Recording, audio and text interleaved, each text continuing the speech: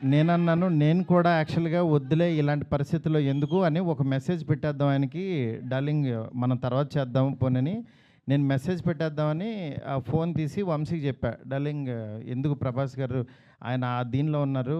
నాకున్న ఇప్పుడు దీనికి కరెక్ట్ కాదు. ఇలాంటి టైంలో నేను కూడా చేయలేను. నేనేదో తేజుతోనే ఇట్లా వెళ్ళిపోతాను అనన్నా. అనంటే సరే నువ్వు ఆలోచించుకో అన్నారు. ఆ రోజు ఈవినింగ్ మళ్ళీ ఆయనే ప్రభాస్ గారు ఫోన్ చేశారు.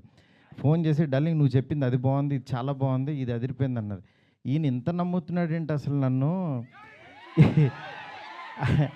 అని ఇంత నమ్మినప్పుడు ఇంత నమ్ముతున్నాడనుకుని నేను 2 డేస్ ఆలోచించి అర్రే! మనం పని చేయలేము అని వెనక్కి అడుగేస్తే ఇక చచ్చిపోయినట్టే. మనం హైదరాబాద్ వచ్చింది వెనక్కి తిరిగి వెళ్ళడానికి కాదు గదా! అందుకని సరే తేల్చుకుందాం. ఇది ఎందుకు తీయలేమో చూద్దాం అని చెప్పి ఆ రోజు కాల్ తీసుకున్నాను.